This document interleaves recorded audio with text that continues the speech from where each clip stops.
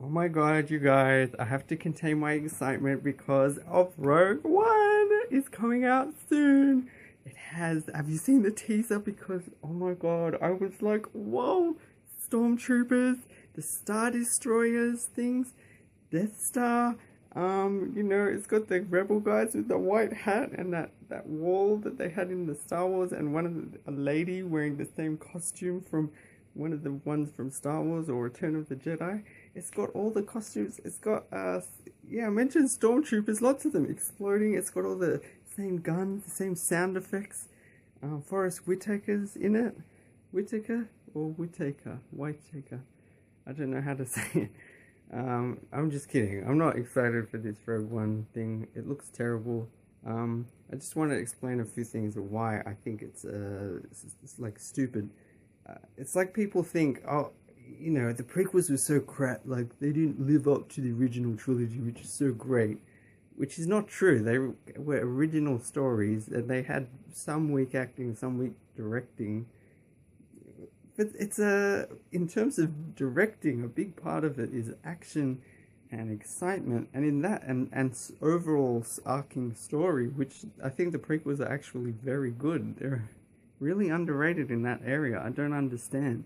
There are flaws. There are ways in which you could say, well, that doesn't make sense to do it that way, and like with Anakin's arc, it's a bit weird to have a thing when he was just a kid, and then the romance doesn't really work, I think, in Attack of the Clones, but the concept is actually good. Anyway, but at least they were original stories, and the special effects were innovative for the time. I don't think Jar Jar Binks was one of the first completely CGI characters, I think, at the time. Anyway, it's like we're just taking all the elements, the props and the costumes and the vehicles from the original trilogy and making new movies and being like, this is what people want, with no, like, who's Gareth Edwards? I think that's the director for Rogue One. Or yeah, like, I don't know why we're not getting someone interesting. I feel like there's a pattern where okay, if you look at like Christopher Nolan, he had made Insomnia and Memento, really good thrillers when he was given the chance to do Batman Begins. Um, Tim Burton had done sort of weird, interesting movies, Beetlejuice and Pee-wee's Big Adventure, before he got the chance to do Batman, and that was a really good choice. Sam Raimi had made these Evil Dead movies and then got the chance to do Spider-Man, and he'd done some other thrillers. So I think I just feel like there's this mentality of we pick directors that have done music videos and they're good at style, like Zack Snyder or something, rather than people that really can make a good movie. Like, I think being good at drama, being good at a thriller, is the right kind of director who can just work with actors and just build tension and have a real story to give them a chance to do like a superhero movie or a big movie from a saga like Harry Potter or Star Wars. That's a good choice. With Harry Potter, I really like Christopher Columbus for the first two movies. I feel like those movies are a little bit more, have kids, the feel of like a kids movie, but they're still dark and they're really good. And John Williams has these beautiful themes that he did for them.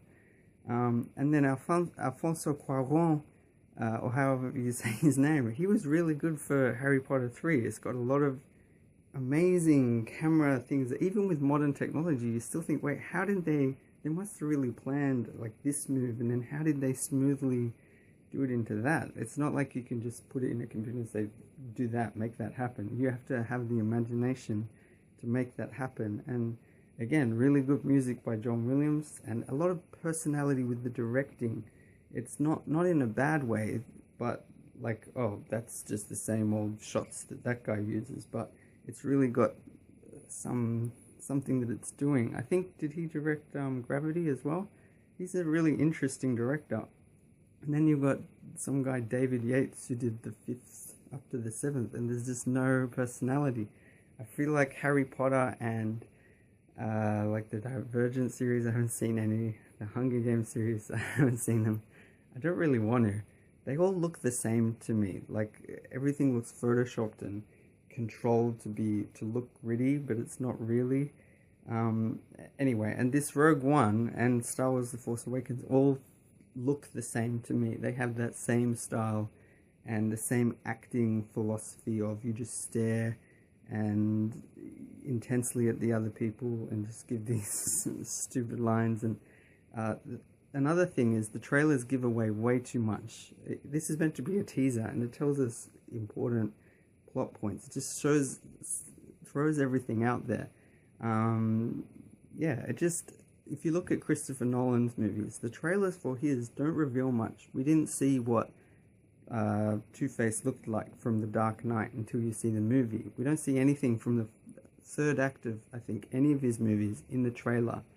Batman Begins, I don't think it really reveals exactly who the villain is. Maybe you see a little bit of Scarecrow, but you don't know the plot, you don't know what's going on. The teaser for The Dark Knight Rises was really weird and confusing. It was strange. You sort of see Bane, but it's not clear exactly what the plot is or what's going on. And Interstellar and Inception were really mysterious as well.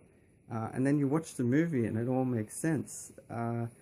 So I can't stand this. To me, it fits in with this world where everyone is on Snapchat, which I hate. I've never used it. I hate that kind of stuff, you know.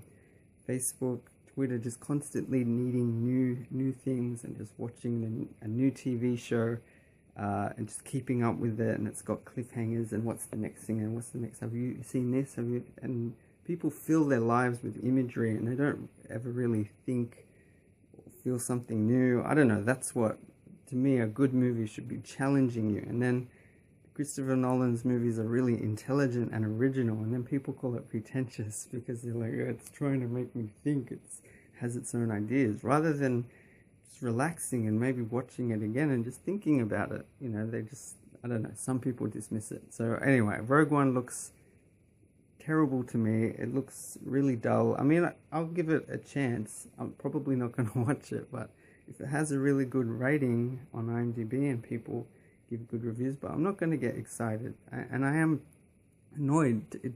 To me, it really does bring down Star Wars, what that means.